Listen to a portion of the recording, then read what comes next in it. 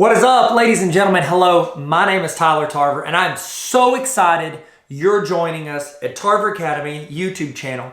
I want to do a presentation for you. I just did this presentation for eDynamic Learning and great company, and I thought, you know what? I would love to show this to my YouTube channel as well. See if it added you value. See if I can help you connect and communicate with either your students or your teachers or your entire school through Google products, okay? So I'm gonna roll through my presentation with you and just hit you with everything I got.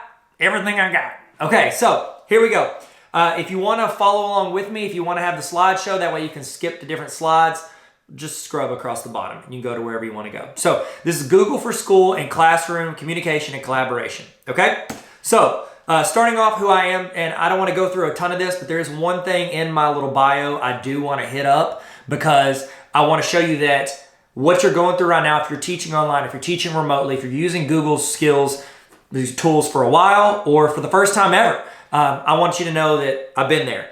When it was 2013, I was a principal of a school, and we had waivers where students could work in person, like they're in there with the teacher, they're in a classroom, but also if they needed to for any reason and they applied for it, they could actually work from home. So they could do it online, or they could have a mixture of it. They'd come in for a couple days and be at home for a couple days. So it's honestly, in our school, we had a mixture of all of that. So I taught some of the classes, but also I was principal of the school. So I got the chance to see the struggles I had in my classes, but also help work through the struggles from the student's perspective and other teachers' perspective. So it's like, I got a crash course in the difficulties of online learning. And so here we go. I'm going to hit you with a couple things I learned along the way. Now, I don't want to use this time to just sit there and go, all right, here's how you do this, how to click on, turn your tabs blue at the top. Like, I'm not going to spend my time walking you through this. And the reason is I've already got those videos.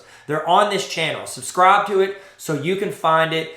In the comments, let me know, what is your favorite Google tool as of right now? I want to know that, okay? So I've got a ton of resources, and you can see them. You can either go to bit.ly/gtarver, and I've got a link in the description if you want to do that, or you can just type it in. And what that's going to do is that's going to take you to a Google Doc that has video tutorials that I made. I stayed up from like 9 p.m. to midnight for like 3 months making all these tutorials on how to do pretty much everything that I could think of within Google. So it's forms, docs, sheets, slides, YouTube, classroom, all of it. I've got video tutorials on how to do this, okay? But also I've got them in this presentation, which you can get to by the link in the bio as well. Or you can go to my website, tarveracademy.com/Google, and I've got all those same resources. It's not in a Google Doc, it's on a website. So there you go. If you need or want any of those resources, they are there. Okay, so that's your how-to stuff. So if you're frustrated that I'm not showing you, well, how do I do this? And I'm not walking you through it. Well, first off, you don't talk like that. Second off, I have built those tutorials already, so I don't want to waste your time here. I want to talk about an overview of how you can collaborate, communicate, and what's important during this time with your students or your teachers. Okay, so here we go. Why Google? Why should I care about using Google during this time? Because a lot of schools, like, you might have a different LMS instead of Google Classroom. That's fine. You can still adapt and utilize these tools. But a lot of people, a lot of LMSs realize how powerful Google is, how wide their net is. And so what they do is they allow you to incorporate Google tools into your LMS that you pay money for. So I'm going to tell you the top 3 reasons that Google is such a valuable tool. Number 1, it is easy to use, okay? One of the things I love about Google tools and anything in their suite is that a lot of times companies will have one way to do something. So say you did want to turn a tab blue. Okay, that's weird, but let's say you want to turn a tab blue. A lot of companies are like, all right, well, if you want to turn that tab blue, you got to go here, click here, go this, do this, do this, do this, and boom. That's the only way you can do that. And if you want to know how, here's a little paper clip. Bloop. Here's how you do that, okay? With Google, they make 4 or 5 different ways to do the thing you want to do. So if you want to click that or tab and make it blue, I might think, well, I just want to right click on it and turn it blue. Right click, tab color, blue. Boom. You, in your mental process, Google knows we're not all the same. They know you might want to go to File, Tabs, Color, blue. They know that we all process things different mentally, so they try to make different paths to it instead of one labyrinth to get to the one location. They make a bunch of different ways to get to the X on the treasure map. Okay, and that's one thing I love about it because it makes it easier, less confusion, that's less stall time, less wasted time, less frustration for you. Second thing, integrated. Google is integrated across the entire internet. Chrome is a browser. You can use that to run everything with Google. Remember all your passwords. Keep you logged into everything. You've got your Gmail, which is your email, which is attached to your Google Classroom. It's attached to your forms, your sheets, your docs, your slides, your entire Google Drive suite. It's also, Google owns YouTube.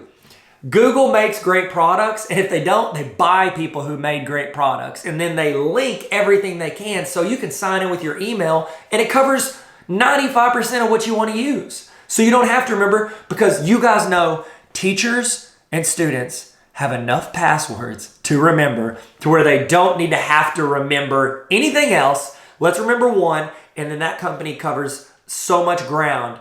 It saves us so much time, frustration, and hidden places we put our password, okay? So it's integrated. They want YouTube to work great in Google Forms. They want a doc to be seamlessly integrated into Google Classroom. They want all their stuff to work well because that means you'll use more of their stuff. It's selfish for them, but also we get to use it for free, so don't be too upset about it. And the third thing is they are community focused. One of the things about the internet and students using the internet is that they are very community driven through a virtual platform. Social media, YouTube, even like group texts. They feel like they're part of a community, whereas in the past, we might have been face to face to build our community, and that's the ones we felt closest to. These young people, they feel like it is real to them in the same way that was real to us. So when I was in school, I was a part of, let's say I want to be a part of student council, or I could be a part of Spanish club or yearbook, sports or band.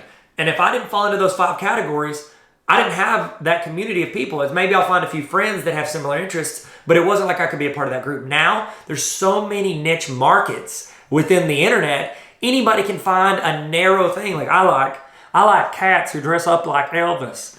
You could probably find a community of people who like to dress their cats up like Elvis. So you've got options out there. So that's the thing. You have more chances to build community. So know that you can build a community with your teachers or with your students through an online platform. And I've got some ideas, some thoughts on how you can do that in the easiest way possible. Okay?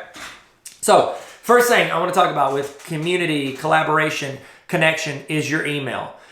And when I say email, people get frustrated because it's like, email feels like a burden. It does. It feels like a lot of work. And it's always something, okay? So I've got a few tips on here in the slideshow. Again, the slideshow is linked in the description, so you can go in there and you can click and follow along with me. This is slide 6. One of the things you have to do is you have to change your mindset with regards to your email.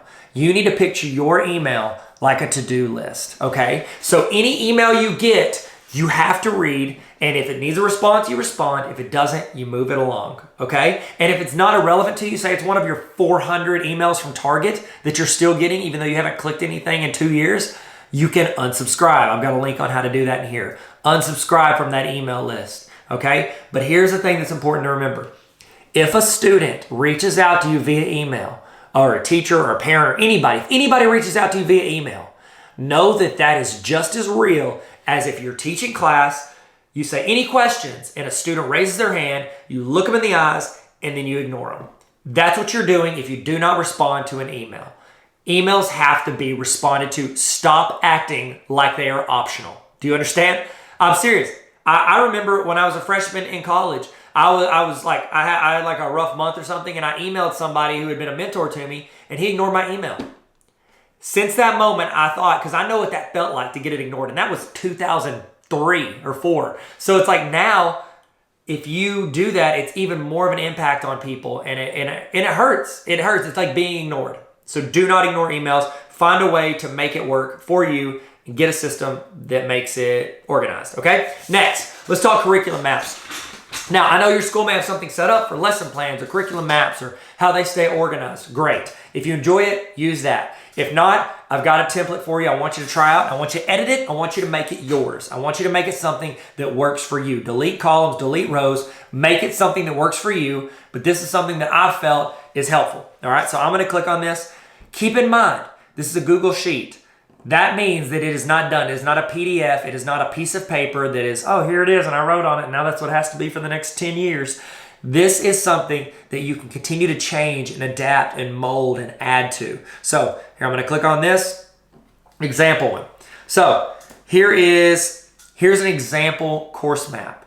You line it up in your week. So at the bottom you can see the tabs. It's got weeks 1 through 18. That's a semester, 18 weeks. So what I'm doing is essentially I'm tracking what I'm doing throughout every day, Monday through Friday, for the whole semester. Okay, now let's talk about 3 different people this impacts. 1, it impacts you. You are organizing your materials. Now that our materials are moving away from the traditional textbook, well, here, I got one right here. Check this. Used to, I would work out of a textbook. All right, chapter 1, chapter 2, chapter 3. And then I know that I would go to that and I would hand out a worksheet, or I would hand out an assignment. I would hand out something that the students would work through, and then I would keep that organized in a binder. Your new binder is online. So many of our resources, especially if you're remote or digital, so many of our resources are videos or links to PDFs or links to documents or docs or slides or sheets or anything, and it's on the internet. This now becomes your hub to help guide you to different places, okay? So what you'll do is you'll put in links to all this stuff. So like here's an objective. This is our objective. I can click on it. It goes to a YouTube video, and it talks about our objective. So I'll know I need to play this video at the beginning of class to show students. That's actually an MBA video, so it's a terrible example.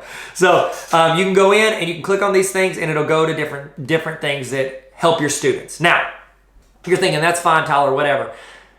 Here's where that helps you.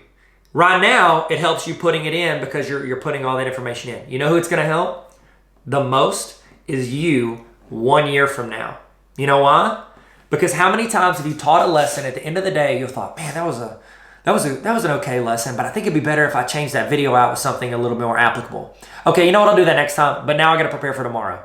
And then 364 days later, you've forgotten about it, and you got to teach it, and then you do it, and you have that same video, and you're like, oh yeah, I forgot, that was bad, I need to change it, but now I got to get ready for tomorrow.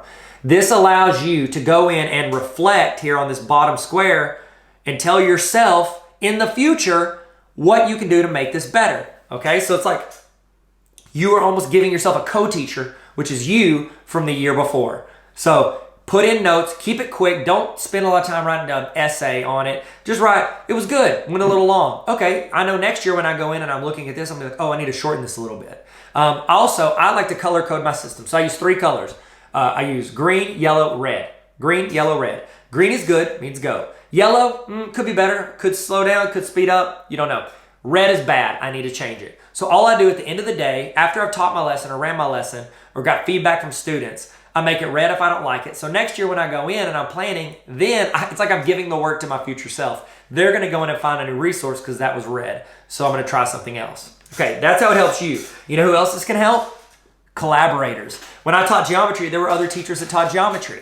I could go into this and we use the same textbook, but we use different resources. But sometimes he had resources I didn't know he was using, but I was like, that's a great resource. You can toss your resources in, they can toss theirs in, and you're both building it. 3 of you guys can build it. 10 people could be adding into this. You don't have to use everything, but you have options. So if like one day you're like, I'm not ready for this lesson tomorrow, you can go in and see what resources your coworkers had, and you can choose to use those or not. And it gives you options. The third person, how many of y'all are sick of lesson plans? Everybody. Principals are more sick of them than you are as a teacher, but they feel like they need to do it to know that you're doing the things in your class that you say you're doing.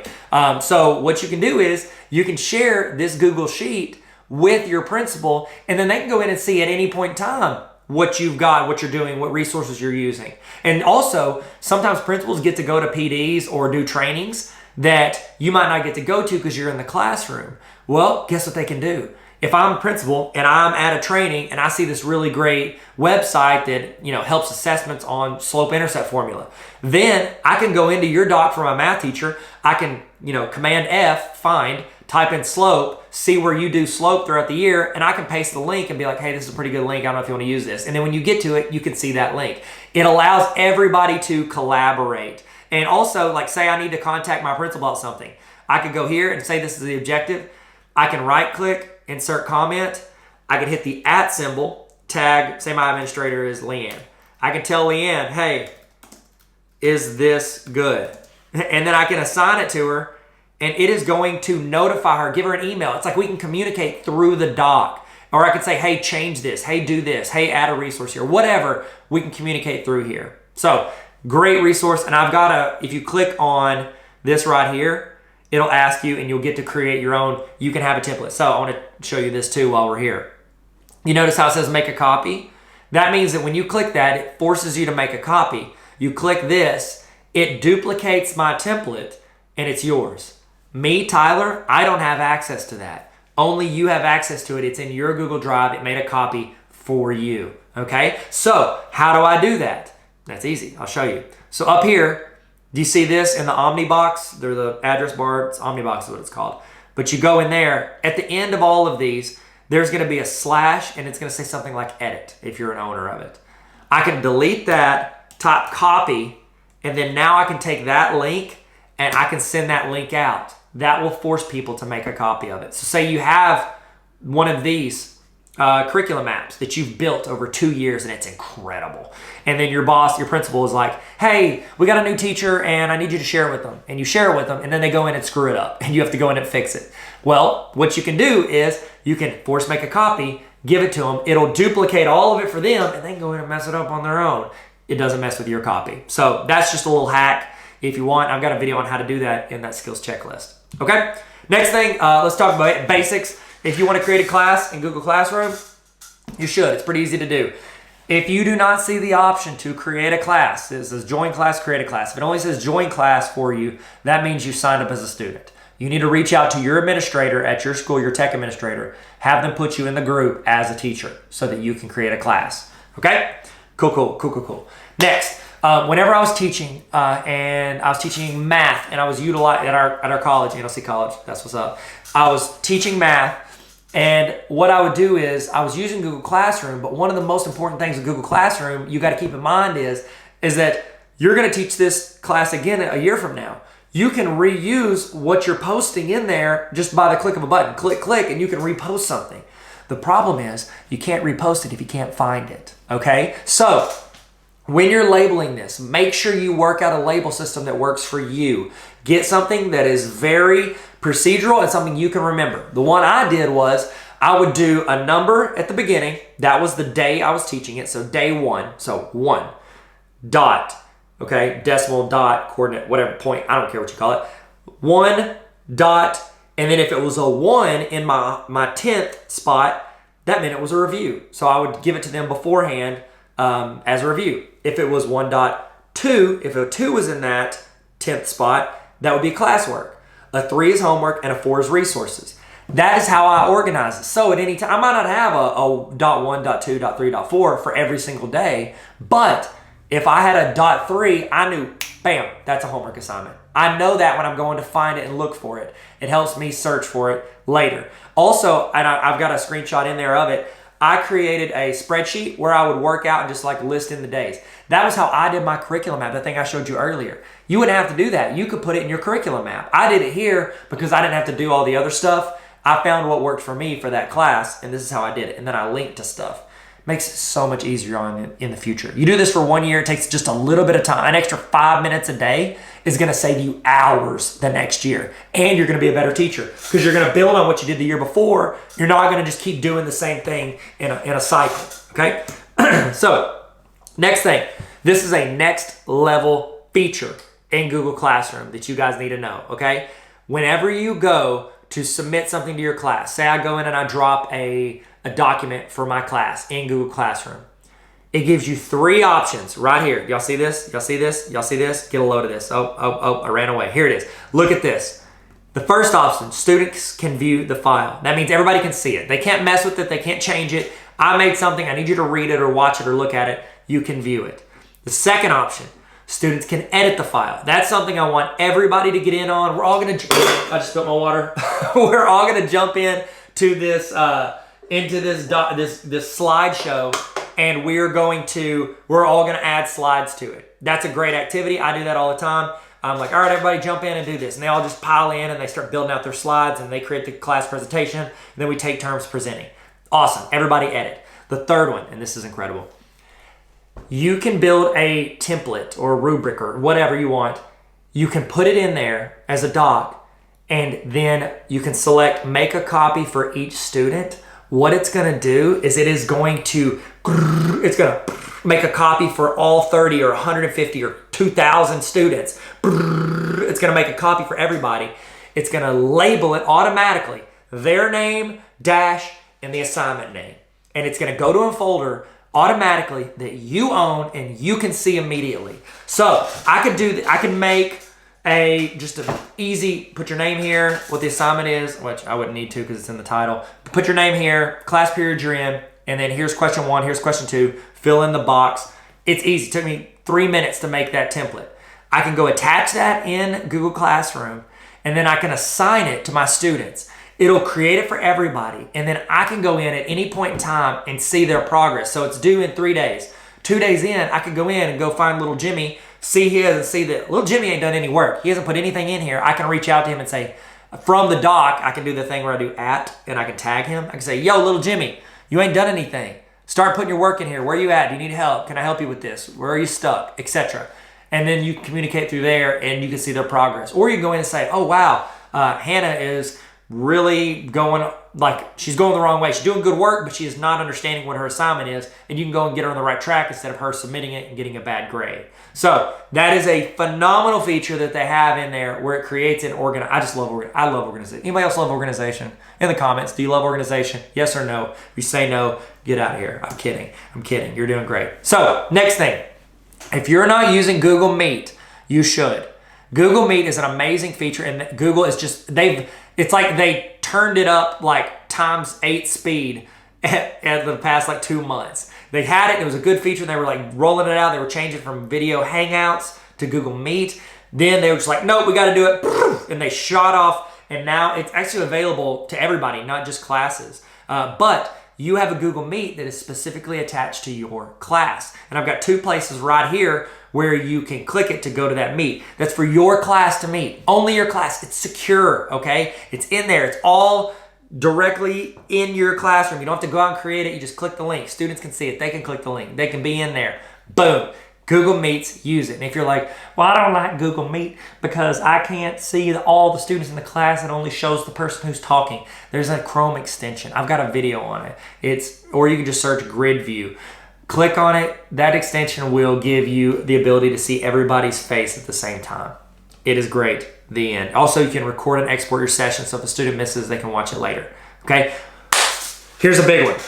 Create discussion within your classes. So, I'm going to talk about a resource I made, but there are other YouTubers and other people that have made these resources. Some people charge for them, which I get. It's fine. They put a lot of time and work into it. I chose to make mine free because I want to help teachers teach in their class and students grow and learn. So, here's an example resource, but you can apply this to anything.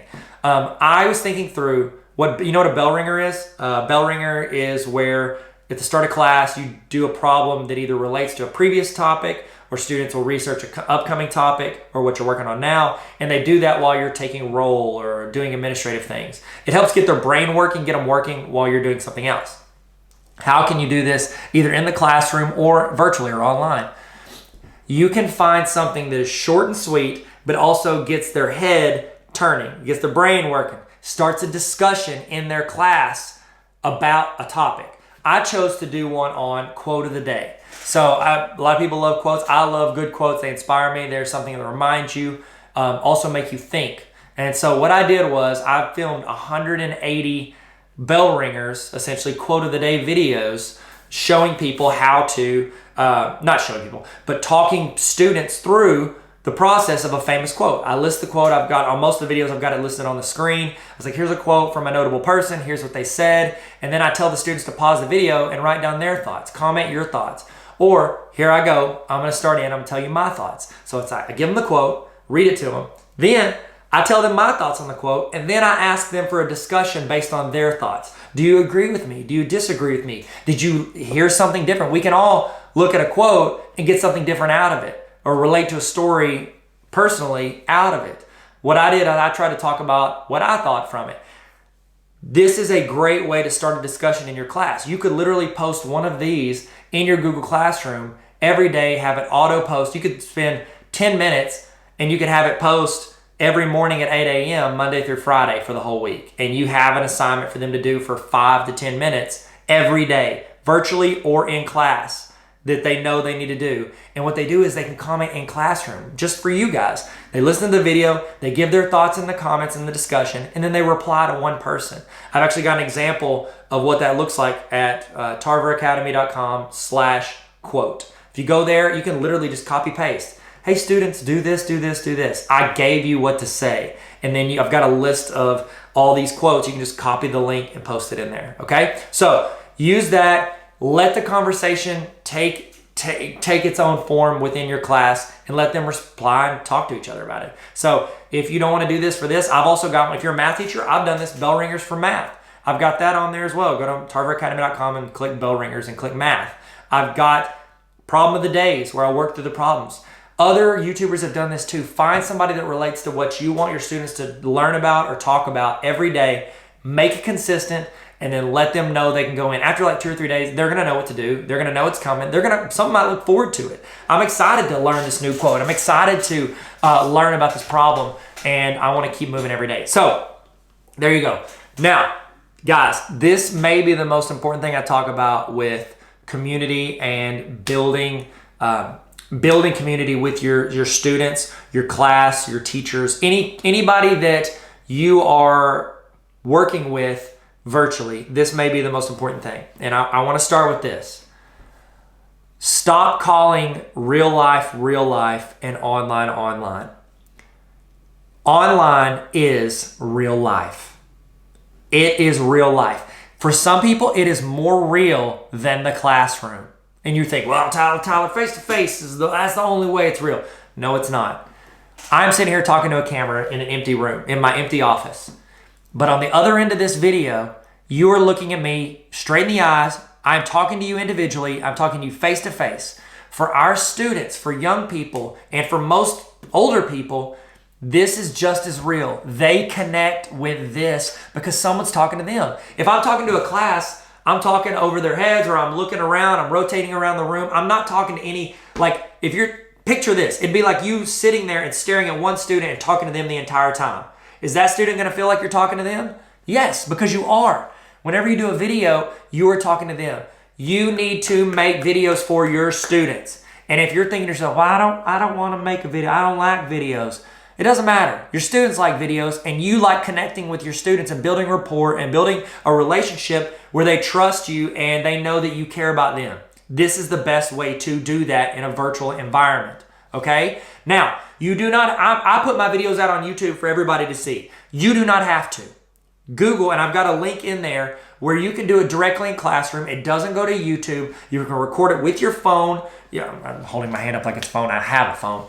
I can record it with my phone. It goes directly into Classroom. It is only available to my students in my classes. Boom. You could also upload it to YouTube. Make it unlisted, which means you can only see it if you have the link. Or you can put it on YouTube and make it public. And then you can give a link to your YouTube channel to parents or your supervisor so they can see announcements and updates for your students that you're doing every day.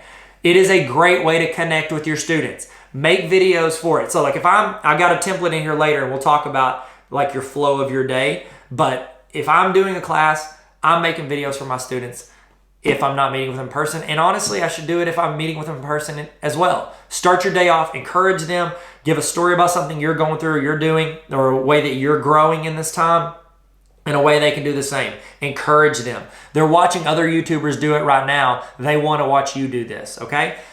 Make a welcome video for the week or for the day. Give updates about yourself. They want to know you. Ask for updates on them. Tell them to give an update in the comments. You can do it right now. Hey guys, in the comments, if you would, tell me your favorite thing you did yesterday. Tell me what you did and why it was your favorite thing you did. I'm going to tell you mine. I went outside and I was just burning a bunch of leaves, and it was just very peaceful. There you go. Something that easy, that simple, and you started a conversation. You should do this. I've also got links in on the best practices for making iPhone videos. So check that out. Go in there, do that, and check that link out. Link in the description. Now, schedule. I just told you I would tell you how to do this. Here's what I got. Here's an example schedule if you're working remotely, okay? It's just an idea, just throwing it out there. Do what you want. If you got any better ideas in the comments, give me your schedule. If you've already got a schedule, put it in there so maybe you can help another teacher, or maybe you post your schedule and a teacher's like, I did that, but I added this. They might help you from you giving them a resource, okay? Here's an example schedule for the day. 8 a.m., you do an announcement video. It's you filming with the phone and you just talking to your class. Hey guys, this is me, Mr. Tarver. I just want to encourage you today. You guys, you've got this. Some of you, I know you're getting tired of doing these classes like this. We'll do a video call later. You can stay on after. We'll talk about it. I want to encourage you to keep doing your best. What's your favorite thing you did yesterday? Tell me in the comments. My favorite thing I did was I played horse with my son out on our basketball court, and I loved it, okay? Upload the video. They watch that at 8 p.m. or 8 a.m. You can have it scheduled to go out, okay? Then you go in and you go to tarveracademy.com/quote. You can go in, copy, paste your assignment, schedule that for the whole week at 8:15 a.m. Every day they know to go in and comment on the bell ringer, give their thoughts on the quote of the day, and reply to another student's. Then 8:30, this is it. You ready? At 8:30, that's when they go in and they learn the curriculum, okay? When I taught high school math, the first, 3 to 5 minutes, they were doing a bell ringer, and then from 5 minutes to 15 minutes in a class, the next 10 minutes, I'm helping them with the homework assignment from the day before. Here, I had trouble with this, Mr. Tarver. All right, let's work that problem. What else do you have trouble with? And I worked through what we did the day before. Then for the next 20 to 30 minutes, what I'm spending the bulk of my class doing is I'm teaching them the new topic. I'm teaching them about solving systems of linear inequalities. That's what I'm spending the next 30 minutes doing. You don't have to use class time for this, okay? Because they are the audience. They are passive in this. They are not interacting with you. They're not getting a ton out of this. I mean, they're learning, but it doesn't have to happen live because they're not asking you a ton of questions during this. You're really just throwing content at them and hoping they're taking notes. And I've tried this, so I've done this. I can attest to this. This is a great way for you to connect with your students with the content without using up valuable face-to-face time. You ready? Make a playlist of videos, anywhere from 1 video to 10 videos that they watch that morning, and it goes live at 8:30 a.m. And I'll show you. Here's one I created for my intermediate algebra class. It was on slope. They would go in. I posted the link. I went in, create a playlist. And I've got a video on how to create a playlist. Link in the bio. You go in, create the playlist, and they just watch through 8 videos. You tell them to take notes. Say, I'm taking up your notes later. You're going to take a picture with your phone or a screenshot, and you're going to upload it. That's your notes. That's how I held them accountable for doing notes. Okay. And they watch the videos. They start the first video and it just rolls through a playlist and they watch all those videos. And you know how much time because you can look at all the videos and see, okay, this one is 5 minutes, that's 4 minutes, that's 3 minutes. You can add it up. Boom, you've got the length of all the videos. That's what they do during this time. 8:30 to 10. For an hour and a half, they're just watching somebody deliver the content. Then from 10 to 11 or 10 to noon, whatever, that's when you meet in person. That's when you're answering questions. What questions did you guys have from those videos you watched? What questions do you have about slope? What questions do you have about this problem? Let's work one of them together. That's when you use the face-to-face time to work through. That's when you use the face-to-face time to work through the issues that they need to ask you specific questions. So many times as a math teacher, I would give them an assignment or do 1 through 10. They go home. 1 through 8 are fine, but they hit a snag on 9 because they didn't know because it was like a little bit weird or different or worded things differently. That's what we'd spend time the next day on. That's what you're doing. That's that 5 to 15 minutes into class. That's what you're doing.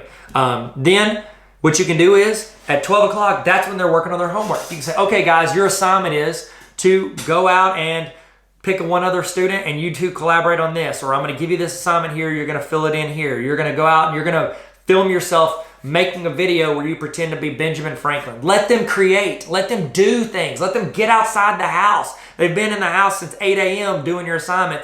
Let them go outside. Hey, go outside and paint something in chalk on your driveway. Whatever it is, let them make it. Take a picture of it. Do a video of it. Make a slideshow of it. Write a doc about it. Whatever. Let them do that and submit it as the assignment. And then you just let them know, hey, from 2 to 3 p.m., I'm going to be on our Google Meet through our Google Classroom. I'll just be there available if you need me to do anything. And you just sit there and check emails until a student bounces in, and then you answer their questions. And then they have a couple more hours after that to work on it if they couldn't do it from noon to 2. Okay?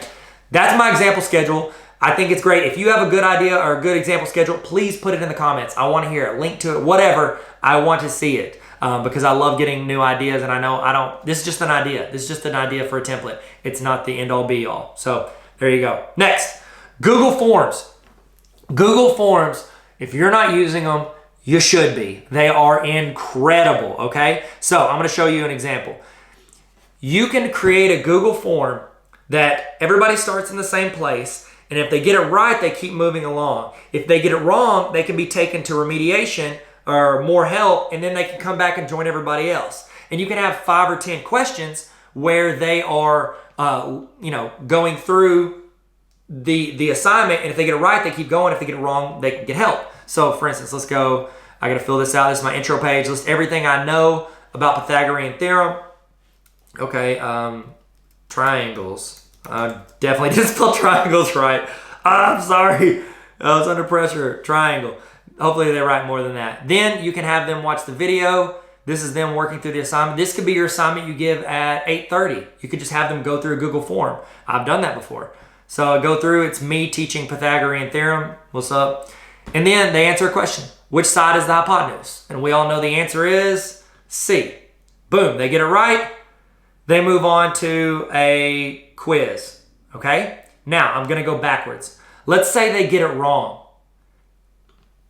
It takes them to a different page with more help, another video. I got a graphic, I got text, I've got a video, and they get it. So it's like, if they get it right, they keep moving on. If they get it wrong, they get more help, and then they come back. You as the teacher will be able to see that. This is so powerful because you're essentially differentiating the instruction based on how a student is doing in real time. And it's not as much work as you think. Don't think it's too much work. You go in, you make one of them with all those remedial help, then you can go in and make another one. You just make a copy of that, and that becomes your template. And you keep perfecting that template and changing it based on what the subject is. Students will go in, they pick the answers, then they hit next, and then those students are back with everyone else on the quiz, okay?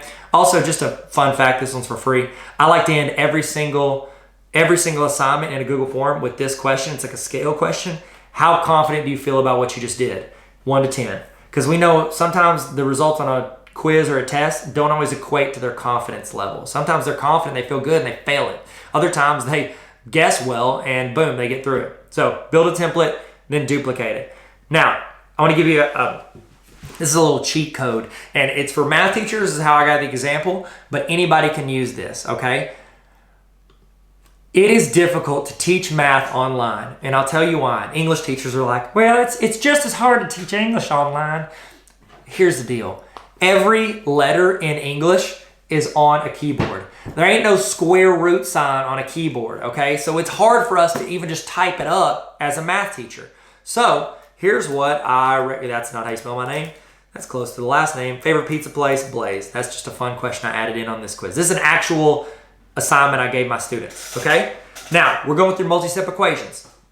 You're looking at the form, and you're thinking to yourself, Tyler, how much my battery life? It doesn't matter. Let's keep going. Tyler, that looks a little bit like a dry erase board.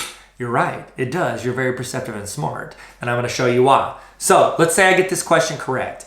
This means that 2, so it's got to be negative 3x squared. Boom. This is the correct answer. They get it right. They move on. There they go. Now, let's say they get a question wrong. I don't know if this is the right answer or not. I'm guessing it was right. Wow. Okay. Let's say I need to guess wrong. Man, I'm too good of a guesser. Boom. I got this one wrong. Now, it looked like a dry erase board, and here's why. It was a screenshot of a dry erase board. Now, the reason I did that is because 1, it's hard to type those up on math, but 2, if a student gets it wrong, like I just got it wrong, what it does is it takes them to someone working, which I'm using my own videos, takes them to someone from YouTube working that exact problem that they can now work through. So I went in, I worked backwards. I was like, I want to work on multi-step equations. I went to YouTube, I went to my YouTube channel, I found a video where I was working multi-step equations. And what I did was I hit play on the video, and then I waited till I stepped out of the way, because I did these problem of the day, so I did it on purpose. But I stepped out of the way like this, and then I just screenshot that problem, and then I put that in front of the video for students to work. They work the exact problem. If they get it right, they move on. If they get it wrong, they're directed to the video of me working that problem. How many times as a teacher, math or any other subject, do you give an assignment and a student can't get through that one problem and they can't work it on their own because it's just so unique, and then they Google it or search YouTube for it, and all they can do is find similar stuff, but a lot of times they don't even know what to search. This takes them to that problem. If you're not hype about this, you're not doing life right. You got to get hype as a teacher when you can help a student specifically and individually. Then I have them watch the video and they walk through, because my students know they work out their problem step by step. They would watch this teacher work out the problem, and then they would have to list in here on line 2, I didn't bring down the 4 or the 3. Boom. And then they join everybody else in the equation. This is easy to do. Easy to do, guys. Y'all should do it. It's just a great hack, okay? So those are my thoughts on Google Forms and how you can differentiate that for your classes, okay?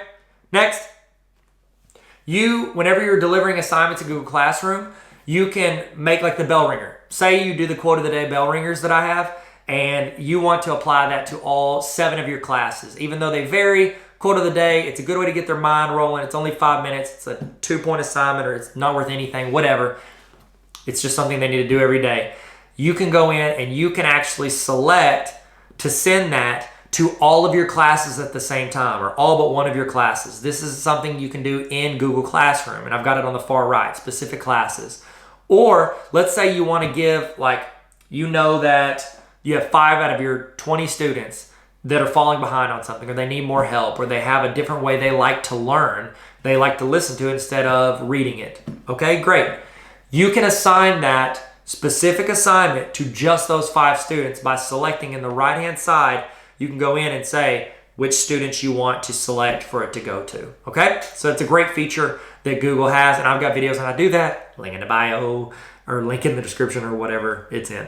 Quick tips. Forms, you can duplicate themselves in Classroom. If you're reposting an assignment that say you create a Google form that's a test and you make it last year, then you want to reuse it this year. So you go in, you find that post because you labeled it well, you bring it in, and it's got that Google form attached to it.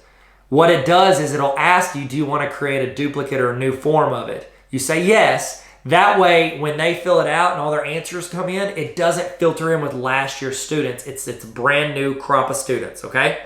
So duplicate themselves in there. If you're an admin, you can do district-wide or school-wide classrooms with all your students. You could do quote of the day with every student in the district just as a principal or as a superintendent. And then you could give your thoughts and have other students in the district give their thoughts. And if you're thinking, well, a student could write something inappropriate, okay, great.